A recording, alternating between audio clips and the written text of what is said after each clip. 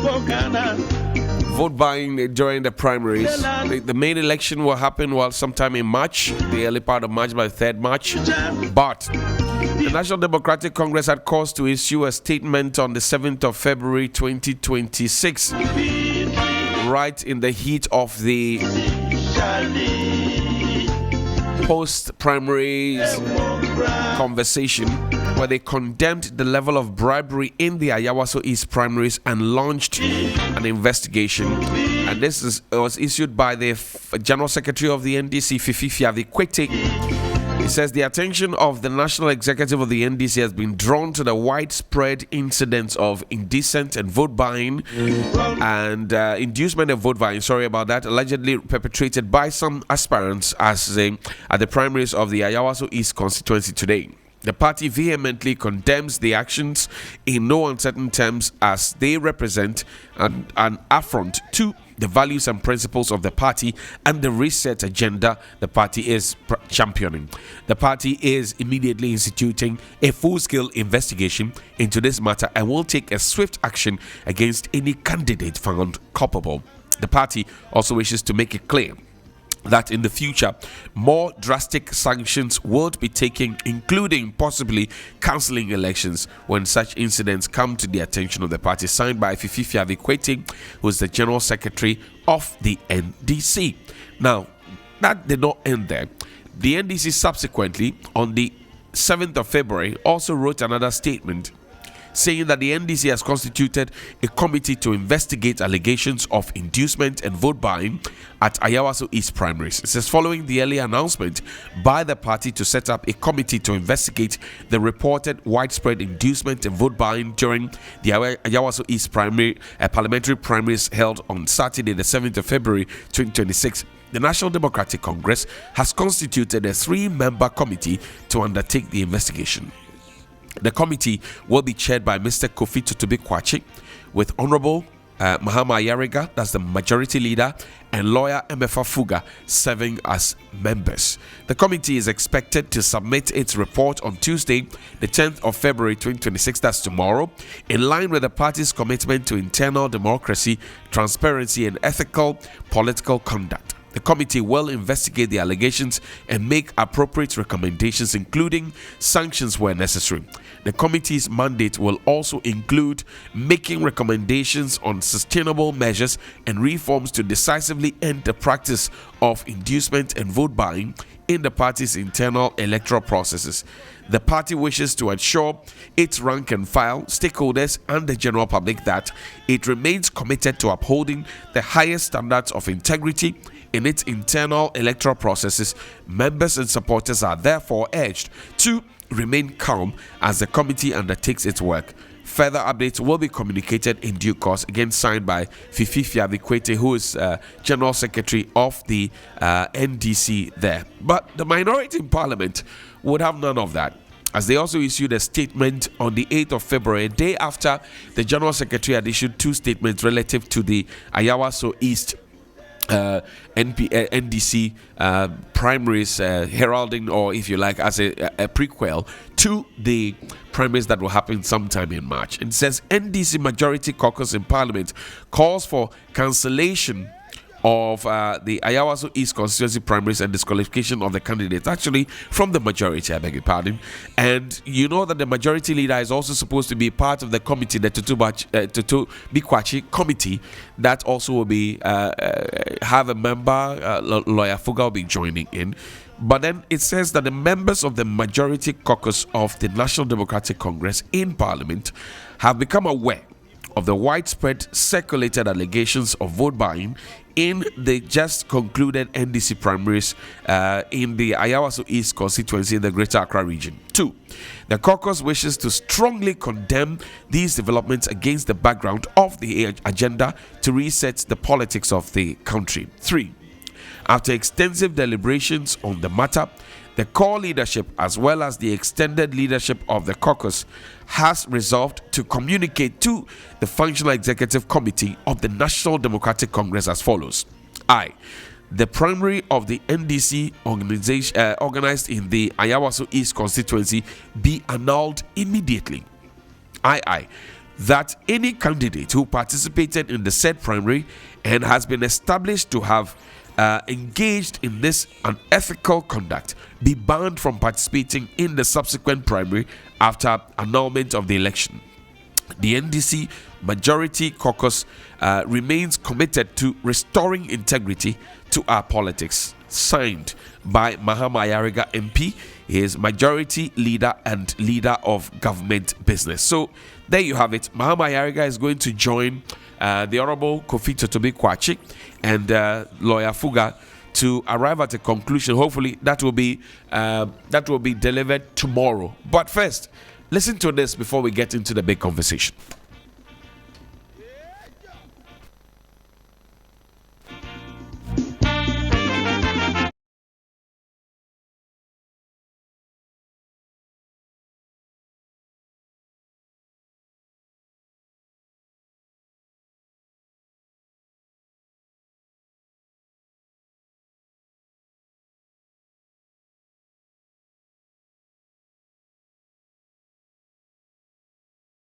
There was a man on the ground along with George Echo Chestnut Quain. And Joe, tell me, what did you see on Saturday? Did you see vote buying?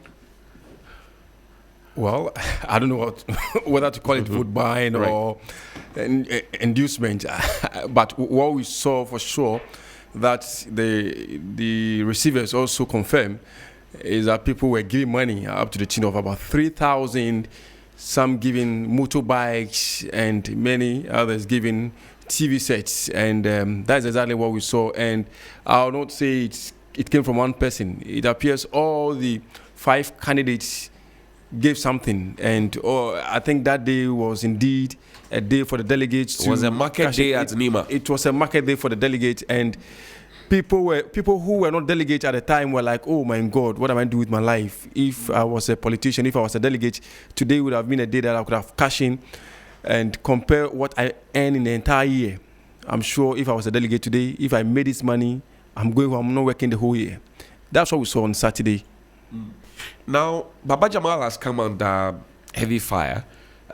His party is not happy that he has been singled out in this whole debacle. The majority caucus in parliament are not so happy. They say, look, annul the elections. What mood did you pick on the ground on Saturday among the delegates and the constituents in the Ayawaso East constituency of the Republic of Ghana? You know, when the election ended on Saturday, I was there. I tried to speak to some of the big wigs of the NDC, starting from Tanko Computer to Ako Gan and Co. I mean, they all declined to speak. They left immediately, and you could see that there was something wrong. Probably they were not happy about what we all saw on Saturday. And I tried to engage some of the delegates, particularly those from the women's camp, the widow, that is Hajia Adam. Right. I tried to engage with them, and you see many of them very disappointed, others crying openly. You could see they didn't see this coming, and for them this is going to go a long way to affect the NDC in the constituency, because one, they are going to ensure they have independent candidates coming to contest Baba Jamal. I mean, the independent candidate that is from within NDC to contest Baba Jamal. So definitely there's going to be a lot of issues beyond what we are seeing now if the NDC as a party doesn't put its house in place. And it appears that, well, maybe it's just starting. Yesterday too, I was in the constituency again where after the NDC wrote their side or their stand, what they seek to do, they calling for the cancellation of the entire election results. I was in the constituency. I engaged with delegates once again, particularly that of Baba Jamal, his campaign manager. I'm sure later we can play it for our listeners to also hear what he has to say. He was very mad at the majority caucus, saying that what is their own? I mean, who has not, as in a politician who has contested for election, can say, beat the chest boldly and say he has not given A or B to a delegate just to win their vote before. But he also has this argument that if somebody gave motorbike Baba Jama did not give motorbike. What Baba Jama gave, that he says that it's not even coming from Baba Jama, but it's from his friends. Right. If Baba Jama gave the 32-inch TV. 32-inch TV, how do you compare 32-inch TV to that of a motorbike? Motorbike on the market now, I tried to check the price of that. It's around between 15,000 and 20,000. 17,000, yes. Yeah. I checked. Yeah, so it's within that range, 15 to 20,000, depending on which brand you are going for. Right. So he is saying that 32-inch TV cannot be compared to who is giving a motorbike. And if the person gave the motorbike and yet did not cross the mark of 88 votes, right, how do you say that 32-inch TV convince someone to vote for Baba Jama if indeed they came with their mindset that they were going to vote for a different candidate? Right. Interesting. Now, did it strike you that Baba Jama won the elections by 32 votes? Did it strike you that he shared a 32-inch television set and won the election by 32 votes? I have not even thought. You've not thought about it? I have not even thought about that. I mean, because it was 399 and 419. Yeah, and 419. And then he won the votes by 32 votes after sharing 32-inch TV sets. Well, you did not think of it that way. I never sat for once. MPTV. but I think they have a point. So maybe when they get to OSP, they can make these claims that one Baba Jama did not purchase those TV. Right. It's not coming from him. These are friends from Akwetia. Right. Loyal friends from Akwetia that came in on the day of the voting. That look, we've seen what you've done for us, and we know what you are also asking for. You want to do for the people of Ayawaso East. So you know what? We've brought TV sets, give to your people. So he was like, he doesn't need TV. Well, maybe you can give it to the delegate. And they said, yes, we brought it for the delegate and not you. So maybe, I don't know if that is a good reason. But why on that particular day? That's the conversation. Why that particular day? Why couldn't it have been done, it be done on another day? Why that primary day? Well, for me, the most important thing is that it's not coming from Baba Jamal, per what the campaign manager said to me yesterday. I see. In terms of the mood and feel on the ground, how was it that we know that this a predominantly NDC seat, and as I said within our political space, if it's a stronghold of a certain political party, it doesn't matter who gets through to be on the ballot sheet, that person is going straight to parliament. Did you get that feeling there when you were in the constituency? I think things may change this time around if the NDC does not put its house in order, from what I'm seeing, because already there's an independent candidate that broke away from the NDC, and the mood on the ground suggests that all the supporters of Hajia Adam are going to move to the camp of the independent candidate. Right. Now, there's another person who they've mentioned that is likely to also contest as independent. So if we have two independent candidates coming from within the NDC camp, going to contest same election, against Baba Jamal, and then we have the MPPs. I think he's received yesterday when I got to the constituency.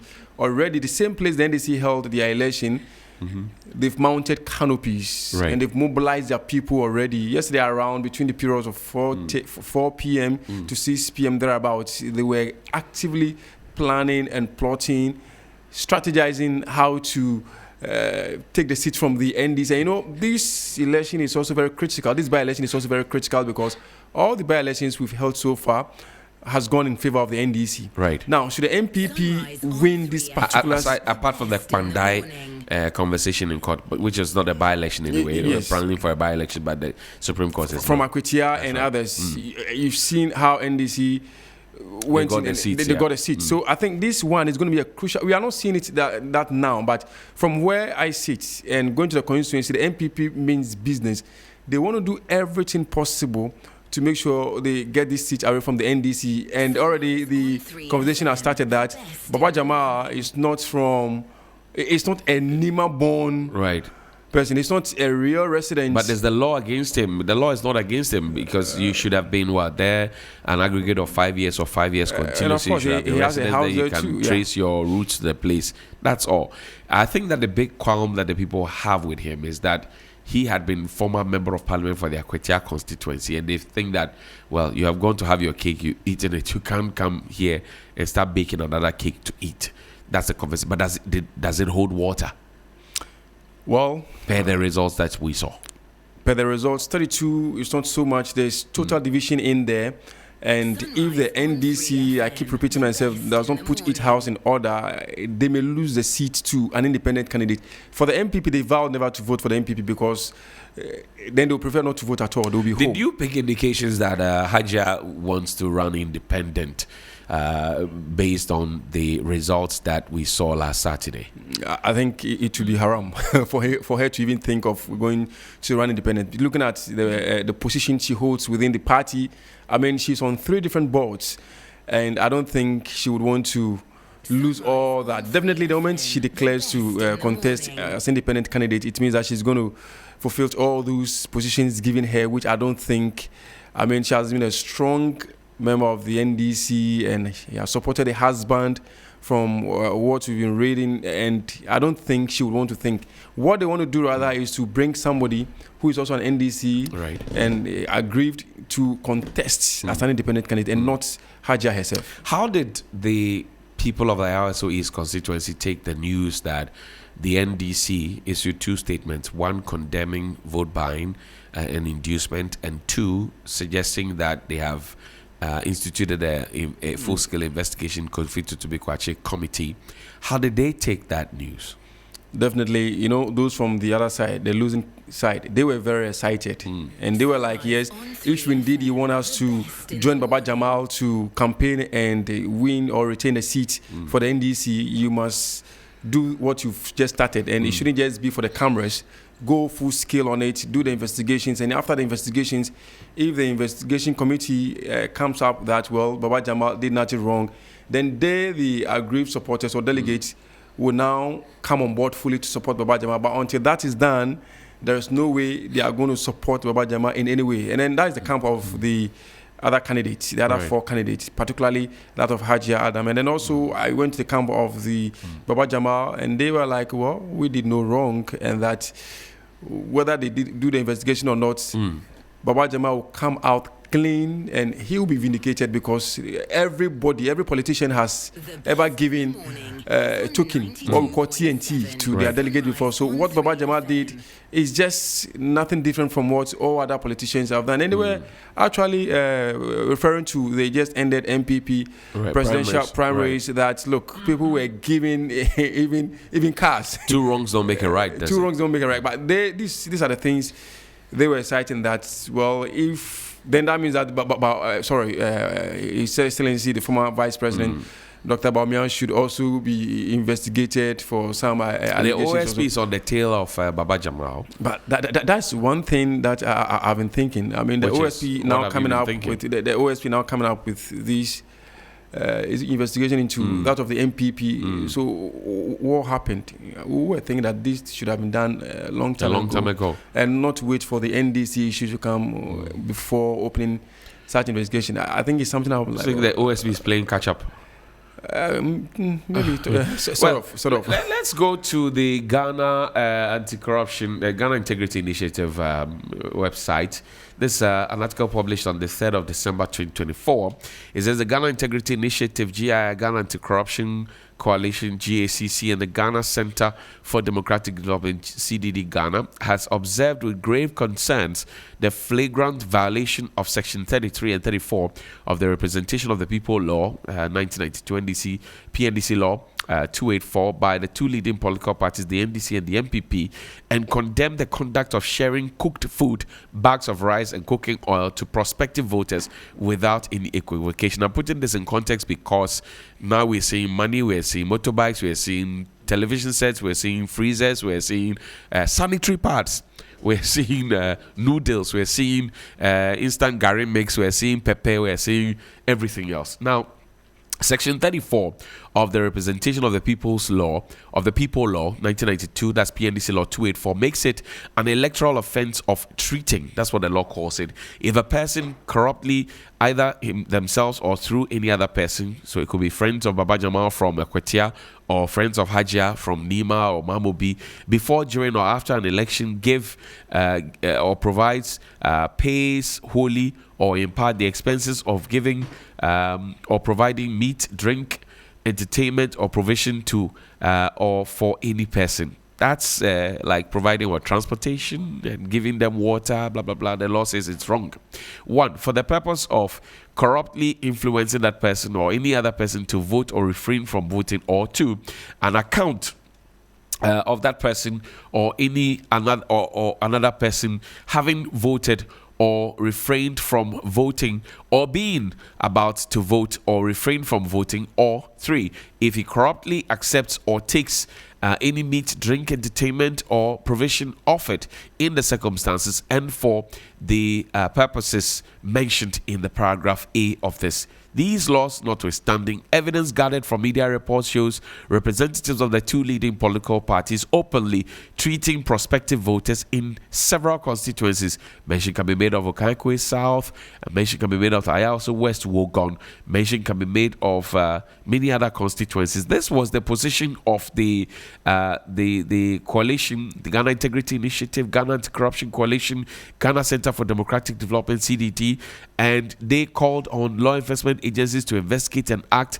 The three organizations also called on the media, faith-based organizations, and larger society to intensify voter education campaigns, raise awareness of the implications of electoral corruption to electoral outcomes and the peace and stability of the country so it can be guaranteed. Now, this was in 2024, Armstrong.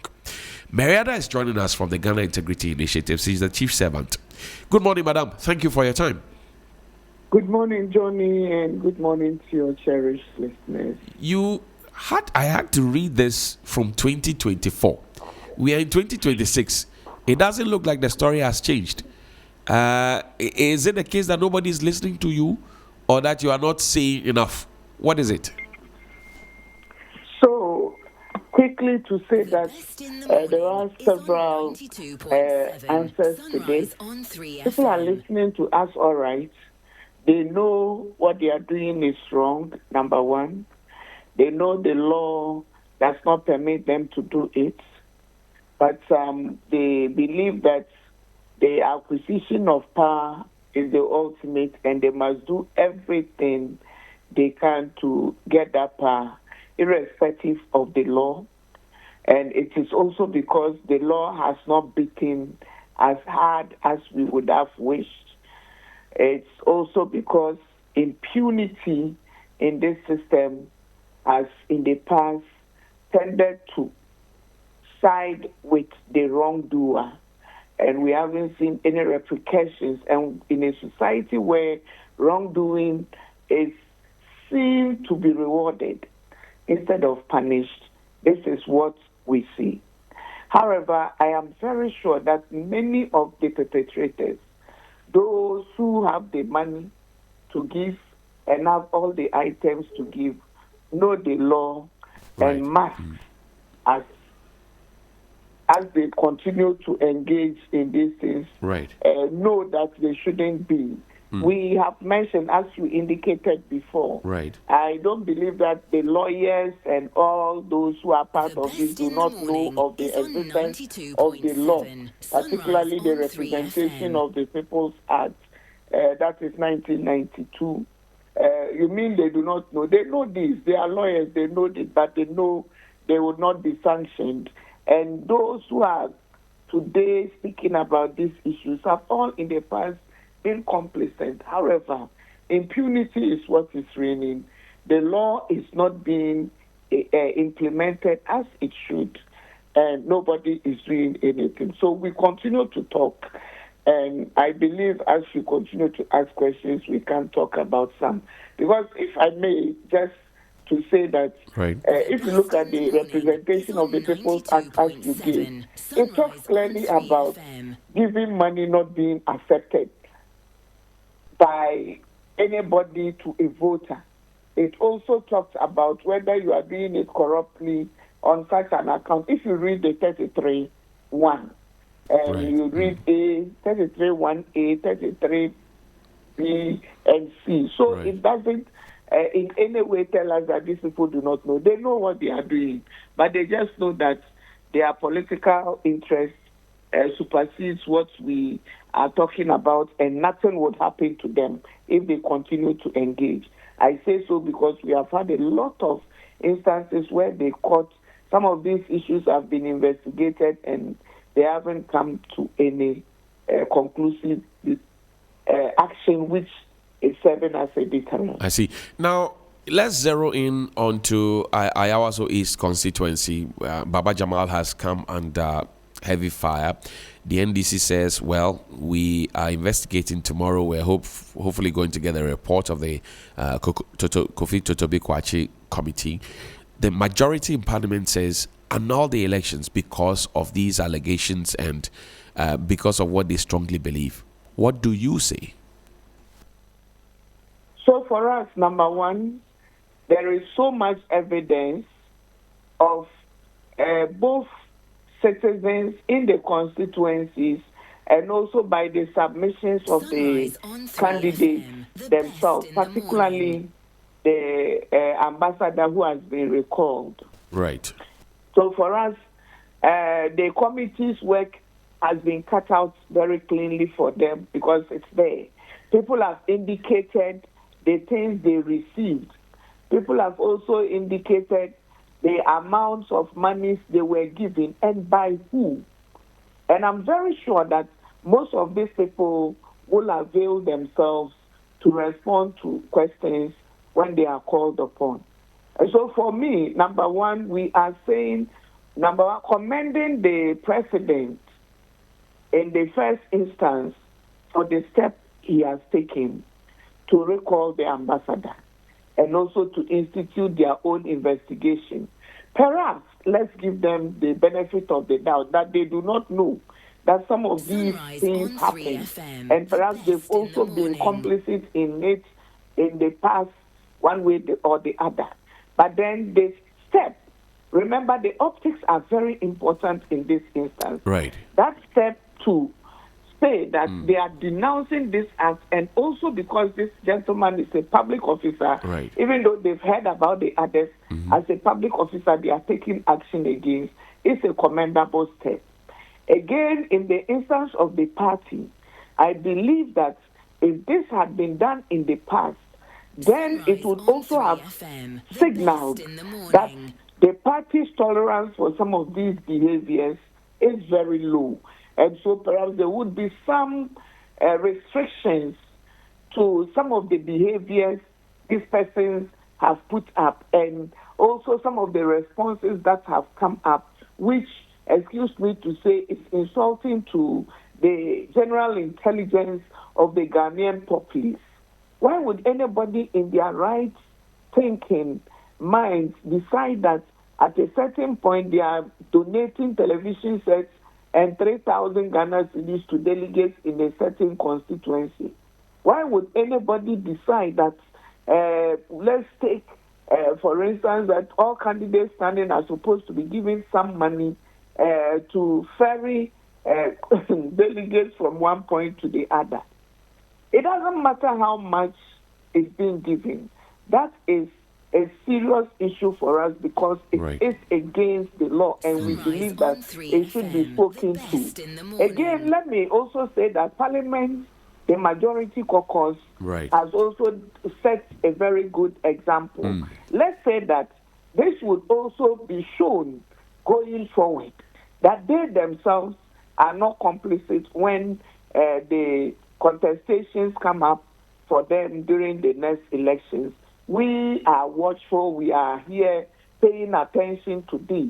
But to say that we condemn all the instances with no equivocation, no matter who they are, be they men or women, be they ambassadors or public office holders, whoever engages in vote buying is working against the law and must be dealt with after investigations have been carried out.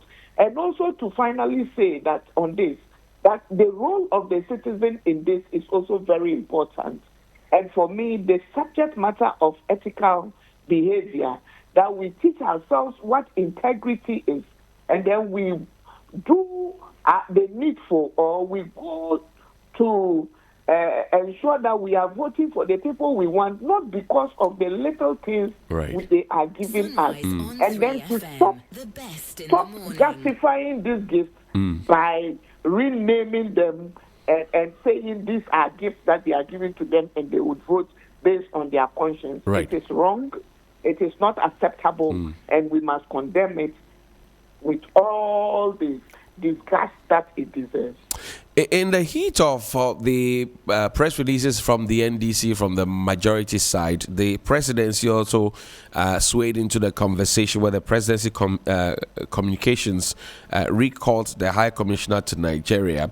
That's the Honorable Ambassador Mohammed Baba Jamal Ahmed, or popularly known as Baba Jamal, some call him Askolondo within the NDC's rank and file. And people are asking questions. Shouldn't this recall have come earlier? I mean, the very day he had declared intentions that he wanted to represent the people of Ayawaso East in that by-election? Okay, so this is a discussion we have had over the years, and I believe this brings it back into contention that we need to relook at that issue within the public service, where people who want to stand for elections can just take leave of absence and go and contest. And when they are not successful, they go back to their positions. We have said this is not tenable. We need to find a way. When people make up their minds, they should go and do what they want to do. And the cost would come to them definitely, because you cannot eat your cake and also have it. And so this is a discussion that we must all have. But I tend to also agree. When I heard he was taking leave, I thought personally that he should have resigned to come and then contest. That is what my thinking is. But it's been clarified a while back that this can happen.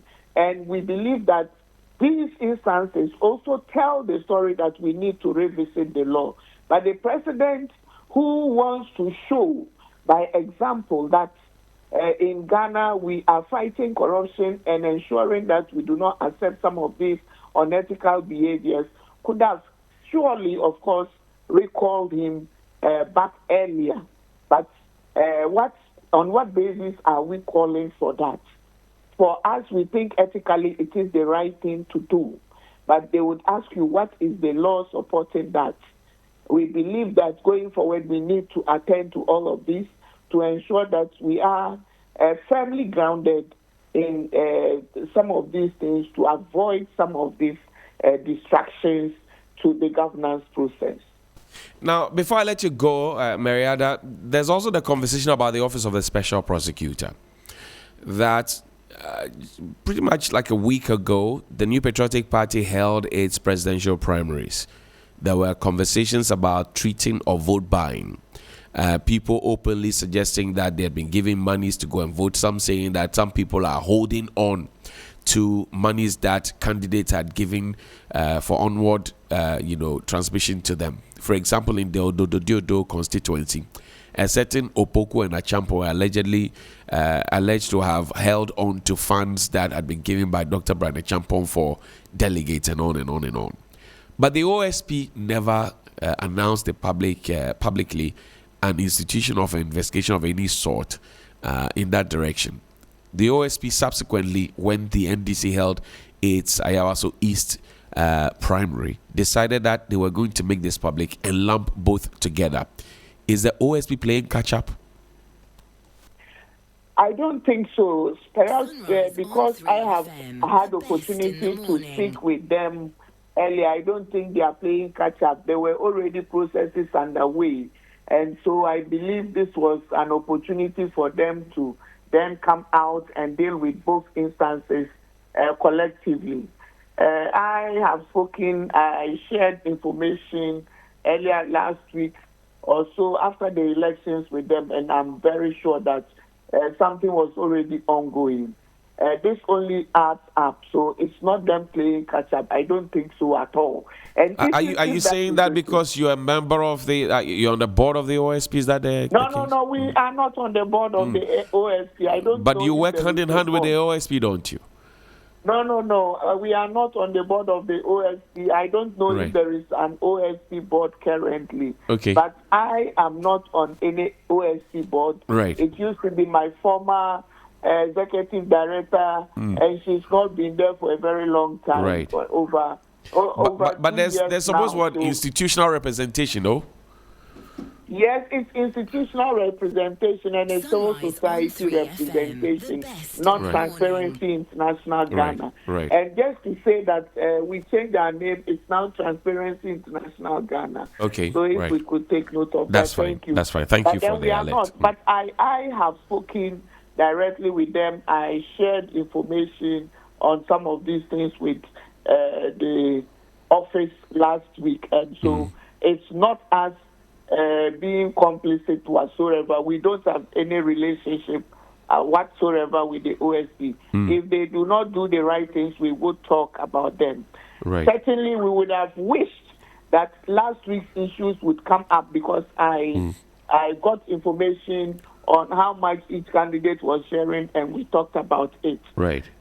And it's also for us to ensure that this advocacy is going on. We support the offices that are already in existence to do their work. Because I remember in the first instance, some time back, when they took the issue to court and were thrown out, it's like we let them down. We need to do a lot more advocacy to get these processes of vote buying firmly contextualized within the law to ensure that when it goes to court, nobody uses any little gap to throw out some of these cases when they are so glaring with photographic evidence, which the court would say it doesn't hold. I see. I thank you very much indeed for your time this morning. Transparency International, that's the new name. Mariada, thank you very much indeed for joining us. We're grateful.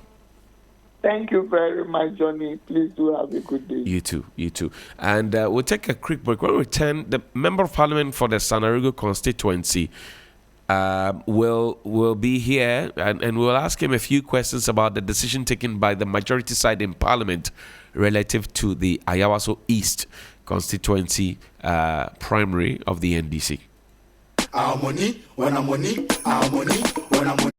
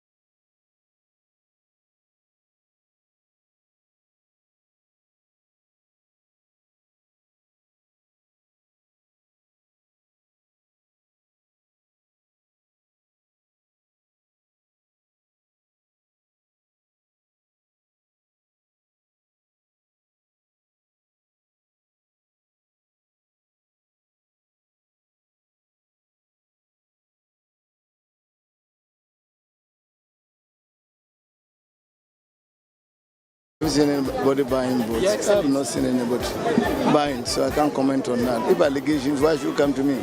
We'll investigate that allegation. Some delegates have received television sets and they say it's coming from your camp. Who do you confirm otherwise? So if you give television sets to people, what is wrong with it when you gift things to people? Is this the first time I'm gifting things to people? I have been, those of you who know me, know that every Christmas, every occasion, every instant, I have put down 2.5 million to give free loans to people.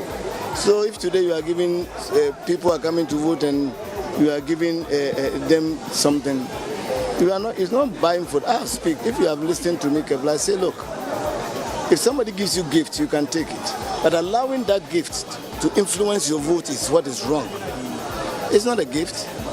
It's allowing that gift to influence your vote. Then it's wrong. By giving gifts, all this week, you think that you can bring people together and you give them water. It is not the item. It is the intention. Do you understand? And I don't think that I have gone around, I've spoken to them, I've met people, and that's why I'm still saying that I'm hope and trust that they will see reason with me and come along with me.